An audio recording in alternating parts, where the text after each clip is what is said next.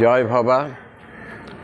আজকে ভবা পাগলার জীবন কথায় একটু মোটিভেশনাল কিছু কথা বলবো, যেটা সকলের খুবই অনুধাবনযোগ্য, মনে জোর আনে, শক্তি আনে। সেই অর্থে লোকে বলে ভগবান একটু অর্থ সামর্থ্য কিছু দিলে আমি কাজ শুরু করব। আর কিন্তু ভগবান কি বলেন? ভগবান বলেন, আরে তুই আগে কাজ শুরু কর, তবেই আমি অর্থ দেব। অর্থাৎ কর্ম করতে হবে।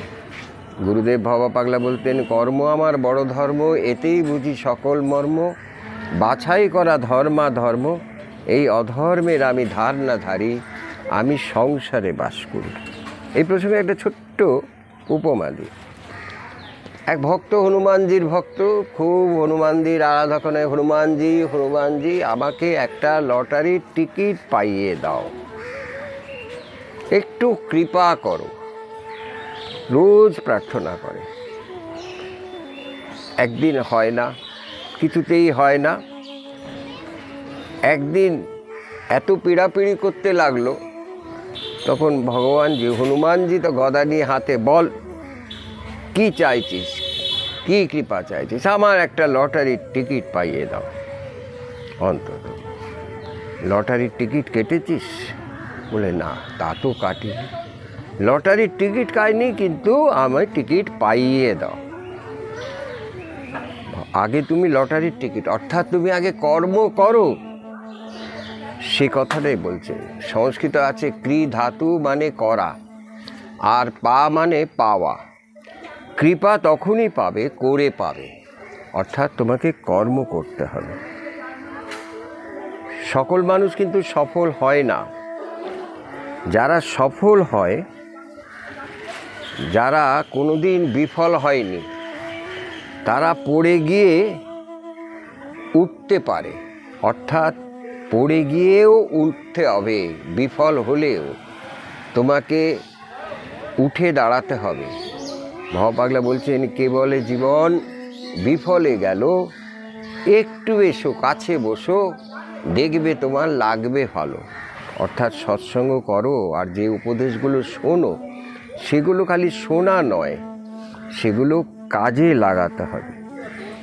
তুমি যেমন পথ দেখাতে কারোর কাছে একটু সাহায্য চাও, উপকার চাও, সেই রকমই মনে করো, তোমার যদি কেউ উপকার চায়, তাহলে তুমি তার থেকে সরে যেও না। তুমি কারো যদি কিছু করো, তাহলে দেখবে ঈশ্বর এমন যোগাযোগ করে দেবেন, তোমার কিছু হচ্ছে। সেই রকমই ভগবান যেটুকু দিয়েছেন তাতে সন্তুষ্টি রাখো। যেন যেটা দিয়েছেন তোমার মঙ্গলের জন্য দিয়েছেন। যতটা তুমি রাখতে পারবে ততটাই তোমাকে দিয়েছেন, যদি তুমি ভক্ত হও। আরেকটা শেষ কথা বলে শেষ করব। জ্ঞানীর কথাও শুনবে, যে একটু জ্ঞান বুদ্ধি রাখে, পণ্ডিত ব্যক্তি, তার কথাও শুনবে। আবার মূর্খের কথাও শুনবে। কেন? জ্ঞানীর কথা এই জন্য শুনবে, কি করতে হবে সেটা জানবার জন্য। আর যে অজ্ঞানী, যে মূর্খ, তার কথা এই জন্য শুনবে, কি করতে হবে না সেটাও জানার তোমার দরকার। জয় ভবা। আজকে এই পর্যন্ত, আবার আগামীকাল